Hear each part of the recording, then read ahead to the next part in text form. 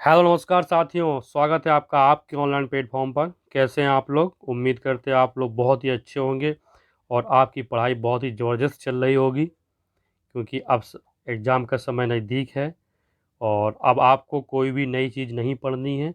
अभी तक जो आपने पढ़ा है केवल उसका बार बार रिवीजन करें और नया क्या करना है, केवल प्रीवियस ईयर के प्रश्न जो हैं उनको आप सॉल्व कर सकते हैं।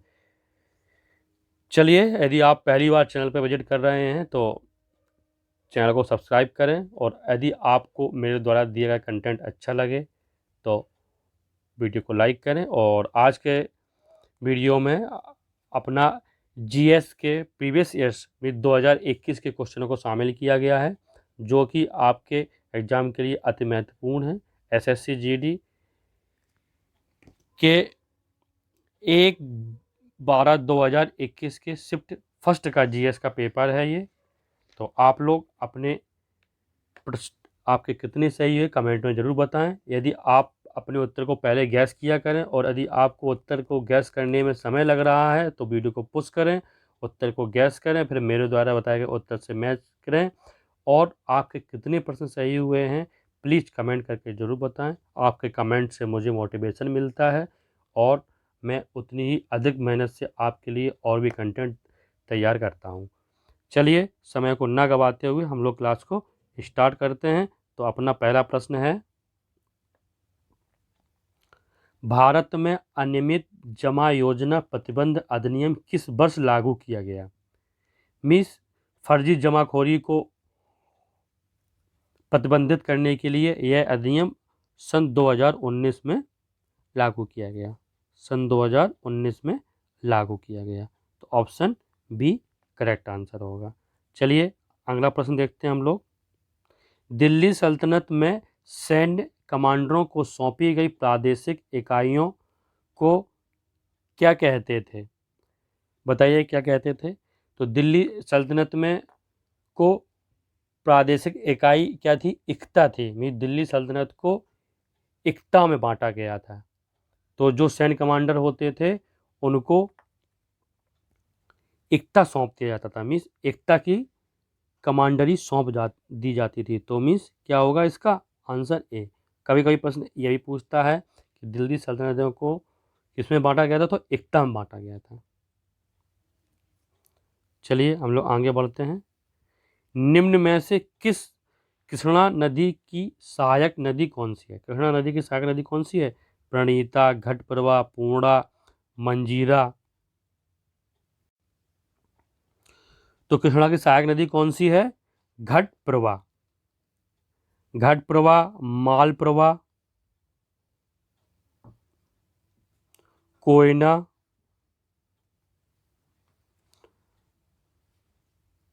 बरना, पंचगंगा, दूधगंगा,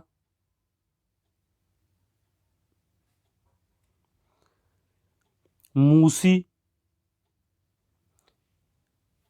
भीमा, ये इसकी सहायक नदियां हैं।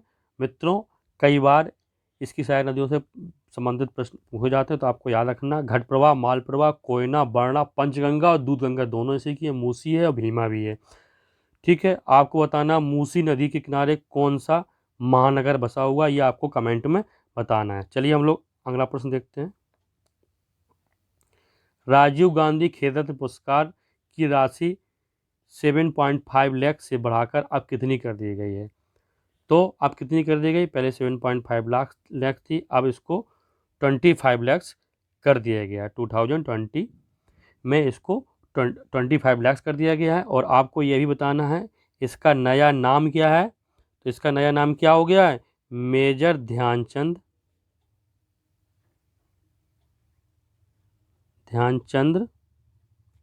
खेल रत्न पुरस्कार। क्या हो गया? खेल रत्न पुरस्कार।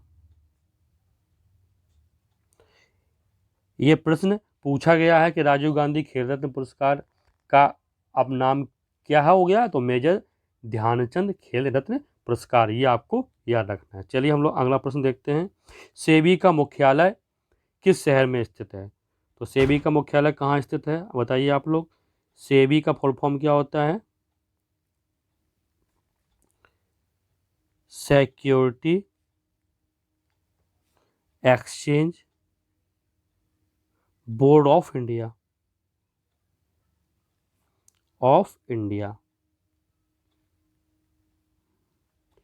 हिंदी में से क्या कहते हैं? भारतीय प्रतिभूति और विनिमय board, security exchange board of India.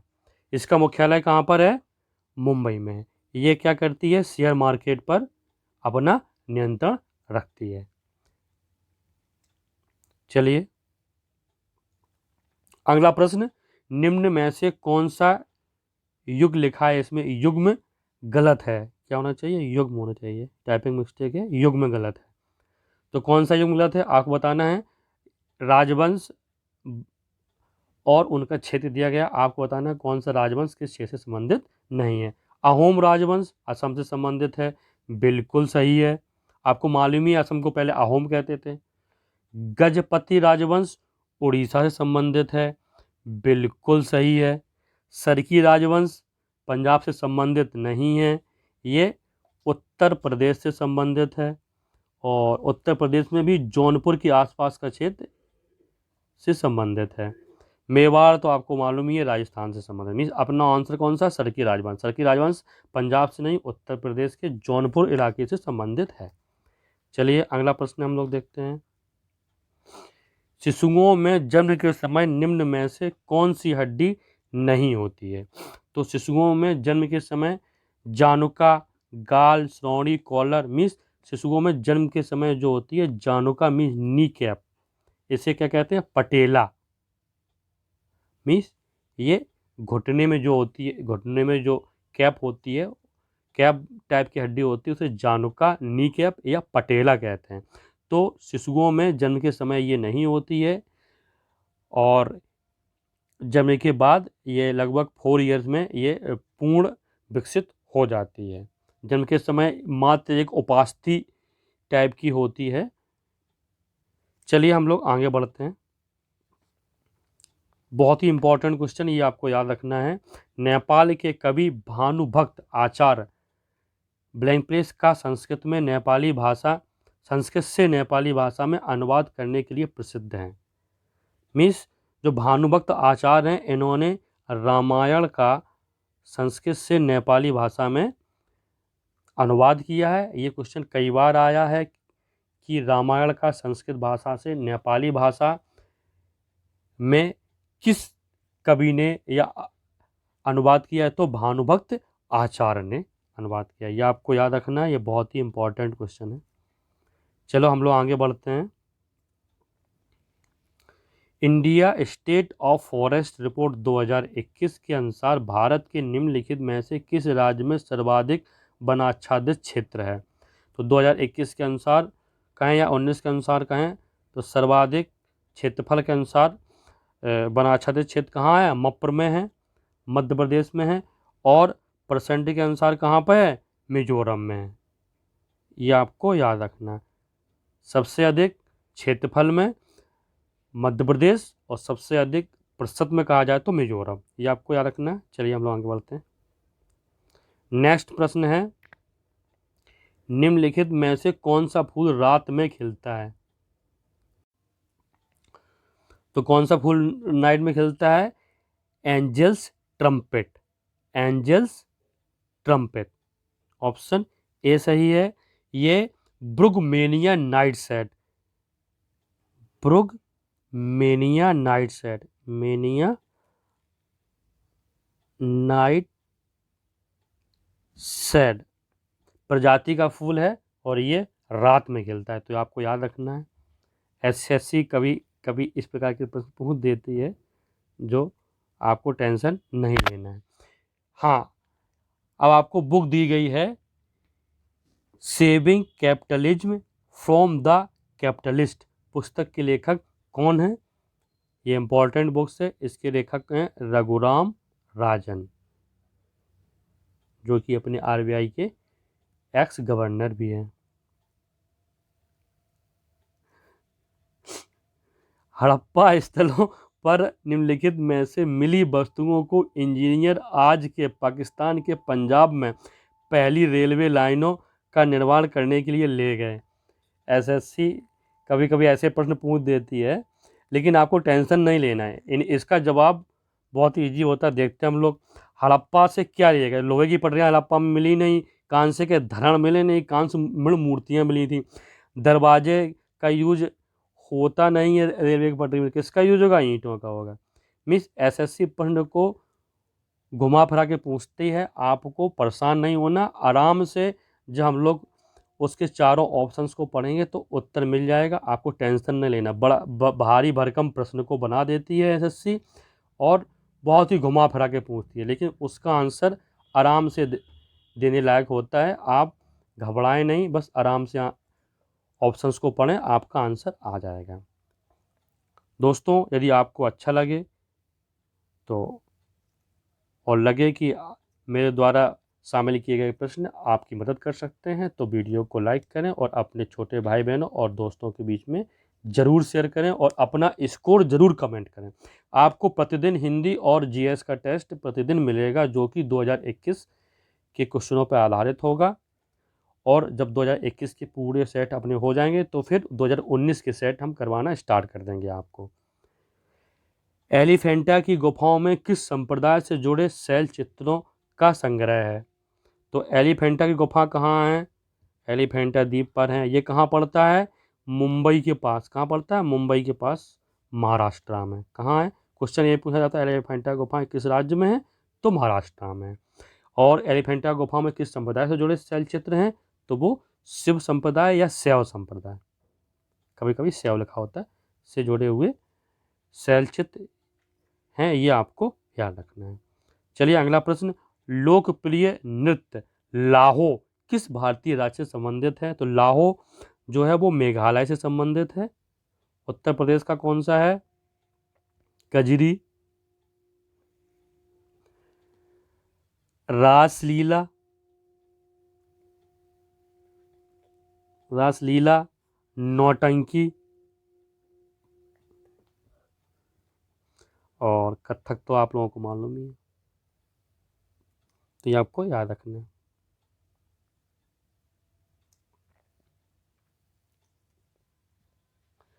उन जीवों को क्या कहते हैं जो शिशु संततियों को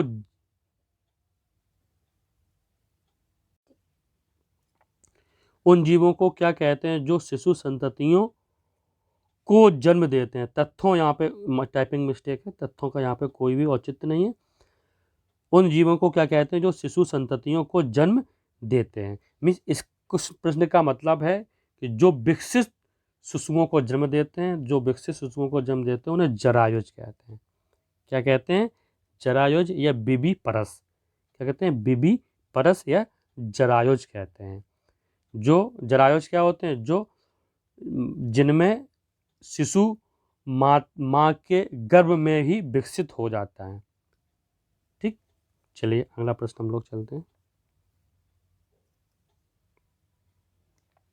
निम्न में कौन सा ग्रामीण परिवारों को प्रत्यक्ष ऋण सहायता प्रदान नहीं करता? मीन्स डायरेक्ट जिससे ग्रामीण परिवार जो है ऋण नहीं ले सकते। तो कृषि व्यापारी है, हाँ करते हैं। सहकारी ऋण समितियाँ, ये तो इसलिए बनाई गई हैं भाई। क्षेत्रीय ग्रामीण बैंक, तो ये तो करती हैं। वित्त मंत्रालय किसी को भी डायरेक्ट प्रत्यक्ष ऋण प्रदान नहीं करता है। तो अपना आंसर कौन सा हो जाएगा? Answer A. चलिए हम लोग आगे बढ़ते हैं।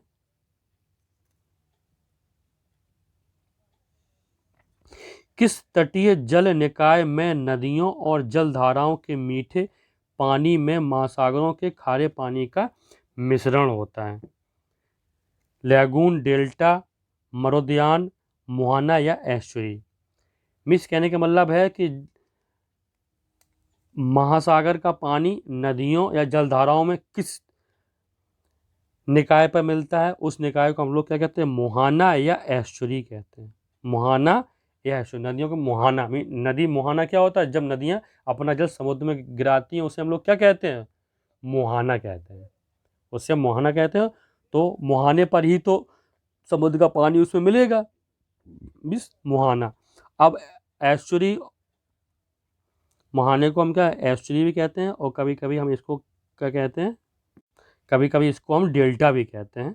अब वो ज्योग्राफी का पार्ट है, जो ज्योग्राफी पढ़ाएंगे तो आपको बताएंगे। चलिए हम लोग आगे बढ़ते हैं। इतना भारी भरकम प्रश्न आ गया, देखिए आप लोग घबराए नहीं, इसका आंसर आपको देना है। निम्न में से किस भारतीय सितार वादक और प्रमुख संगीतज्ञ ने 20वीं सदी की शुरुआत में एक संकेतन प्रणाली विकसित की और भारतीय उपमहाद्वीप की संगीत प्रथाओं को वर्गीकृत किया, जो कि पहले मौखिक परंपरा से आगे बढ़ती रही थी? तो विष्णु नारायण भारत खंडित ये हैं, इन्होंने संकेतन प्रणाली विकसित की, तो ये आपको याद रखना। चलिए हम लोग अगला प्रश्न पर बढ़ते हैं। भारत के संविधान के निम्नलिखित प्रावधानों में से कौन सा प्रावधान संसद के साधारण बहुमत द्वारा संशोधित किया जा सकता है? मिस आपको बताना है कि संसद में कौन सा संशोधन, संविधान संशोधन जो है साधारण बहुमत से हो सकता है। संसद में गणपूर्ति, कोरम वाला, मौलिक अधिकार, राष्ट्रपति का निर्वाचन और उसकी प्रक्रिया, प्रक्रिया नहीं, प्रक्रिया है, ये स्टेज, सातवीं अनुसूची की कोई भी सूची। तो संसद में गणपूर्ति और जो कोरम से संबंधित संविधान साधारण बहुमत से हो सकता है, और बाकी मौलिक अधिकार, राष्ट्रपति या सातवीं अनुसूची में जो भी संविधान संशोधन होता है वो विशेष बहुमत की उसमें आवश्यकता होती है, ये आपको याद रखना है।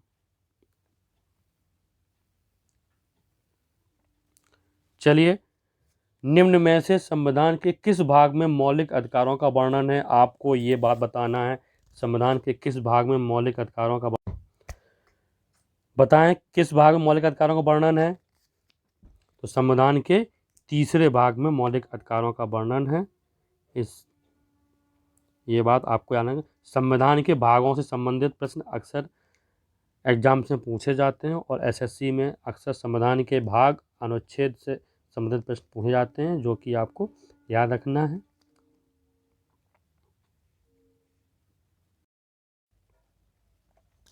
तो मौलिक अधिकार किसमें है? 3 में। भाग 2 में क्या है? नागरिकता।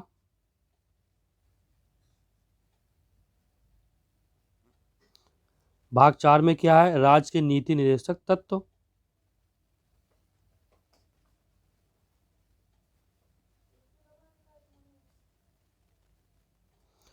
और 5 में क्या है?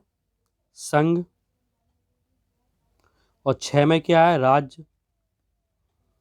भाग 6 में क्या है? राज्य। और 1 में क्या है?